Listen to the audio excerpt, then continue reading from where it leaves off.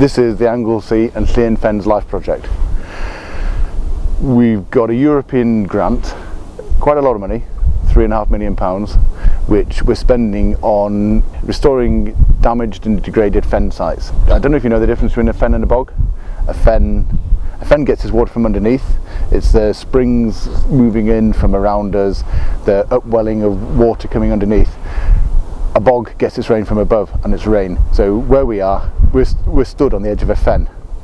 And if you look around you, what you get to see is a large flat area. It's one of the ways I describe it is it's a bit like a sink. The fen is like the plug hole down the bottom. And then you've got the sides of the sink, the catchment all around us. You see, if you look to either side, you see the slopes of the farmland which come down into the fen. So what's incredibly important is that no matter how much money we spend down here on the National Nature Reserve, on the fen, we've also got to work with our neighbours, the communities and the businesses that work all around us. What we're going to do is make these fens work for both wildlife, ecology and the business that surround us. Now, importantly, also like the sink, are the springs that flow into the site. Incredibly important. They flow through limestone and they pour the water down into here. That's like the tap on your sink. So when you turn the tap on, you're pouring the water into us and you're pouring it down into here, and it's that lime-rich water mixed with the acidic peat that really makes this place special for plants and the animals that survive here. This in miniature is what is going on over there in the main part of the site. This is a miniature version of what we're trying to recreate over there. We've got the steep sides to start with.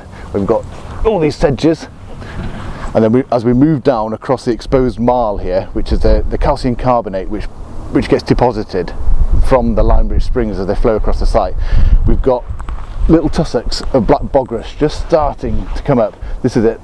The stuff here with the little black tips and growing in these little small tussocks that are starting to grow.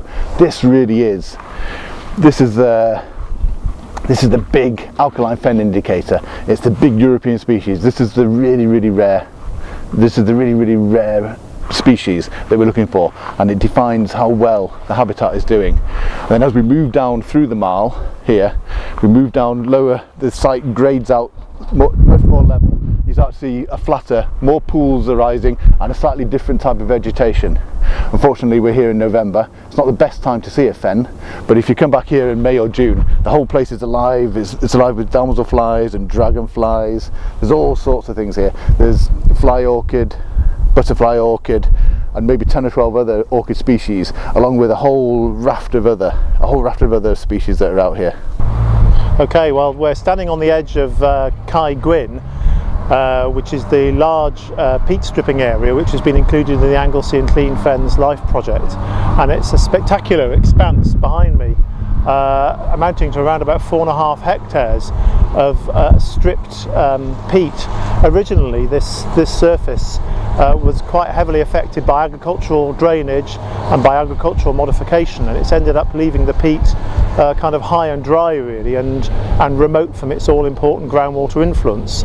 So to counteract that, we've done quite a lot of work to develop a topographic plan for this site and to work out exactly what depth of peat to remove where, so as to preserve the all-important seepage profiles across the site.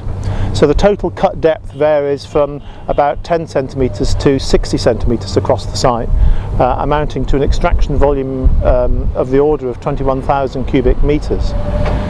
The resultant surface behind me is a mixture of wet peat and wet marl, marl being basically calcium carbonate that's precipitated out from the groundwater, and the resulting wet alkaline surface will, we hope, be perfect for the establishment of alkaline fen, the all-important European habitat dominated by black bogrush that we're hoping to restore at this site.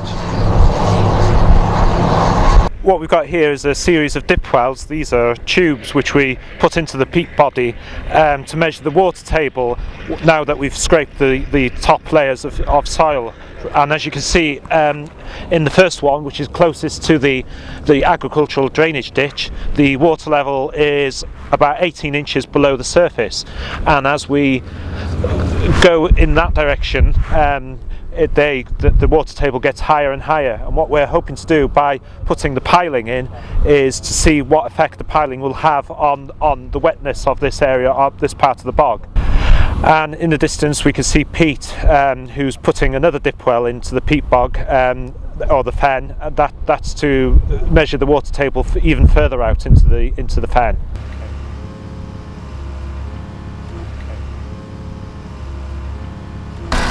Okay, the noise you can hear in the background is a machine putting a plastic interlocking sheet into the ground. Each sheet is 3 meters in length, and we call them interlocking plastic sheeting. A whole series of them has been done, and the hope is that we will be able to raise the water level in the fen and stop it from escaping into the agricultural ditch, which is in the distance on the other side of the piling.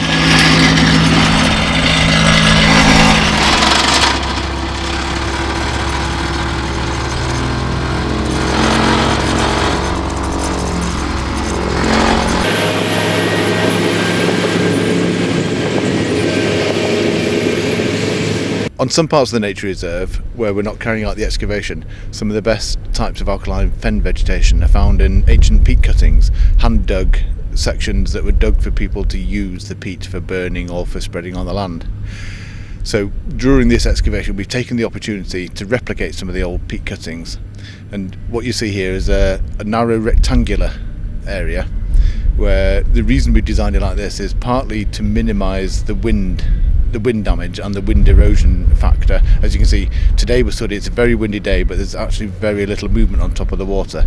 That will allow the rare special alkaline fen vegetation to develop. The types of vegetation we'll get here are bog bean, tall sedges and cotton grasses. You'll notice the sides of the peat cutting are very sheer. This is following the traditional way that peat cuttings were dug. However, on a lot of the other peat cuttings we've replicated across the site, we've actually made the angle much narrower. This is mainly because during the next year or two we expect an awful lot of lapwings to come and visit the site and nest on the site, and we're worried basically about lapwing chicks falling in and drowning. One of the interesting things that we find in the marl on this site are the number of shells, molluscs, that have been encased in this lime-rich substrate for basically thousands of years. We've dug down 2 feet, which is probably around about 2,000 years old, so the shells you're looking at are in the region of between 2,000 and 3,000 year old.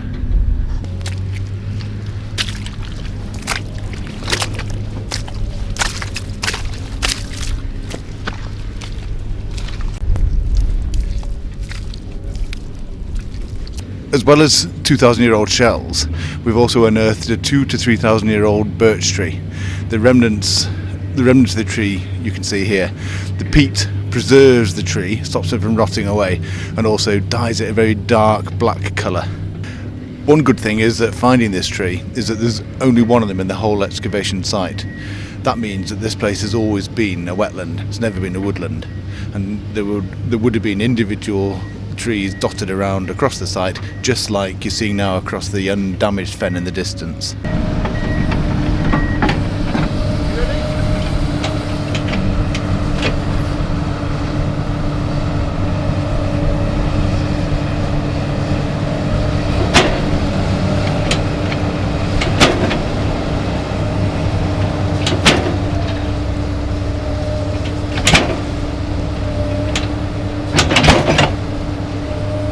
This is exactly what we're looking for.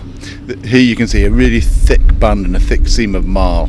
Marl basically is calcium carbonate, which is coming out of the water, gets deposited from the water, which has been flushing through the limestone in the ridges all around us. As it comes down into the peat, it deposits on the peat and around the sphagnum and the mosses, gives you a very intricate pattern. Here, the marl is laid down in thick seams. You can see the quality and the creaminess of its nature, and this is why this area is called Cai Gwyn, or in English Whitefield. At the eastern side of the site we've got really important pools. These are all pools that are full of really important vegetation. It was very important during the whole excavation and the planning to make sure that we never went lower than the level of these pools, or else we would have drained them.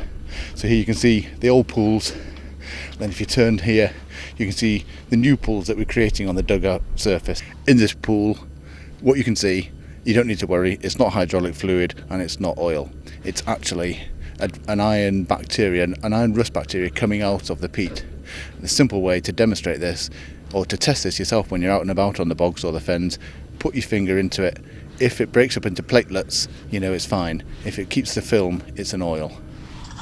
It's a simple process. We've got a predetermined level here and another predetermined level there, and we have what's called a mobile traveller in between, and basically the machine reduces a certain area, and then a colleague of mine will put the mobile traveller in between the two predetermined areas, the two predetermined travellers, sorry, and then I just eye through to the top of this, to the other stationary one over there, and basically the traveller, the mobile traveller in between, will give me an indication of how much the machine has reduced Doug, and basically that's it.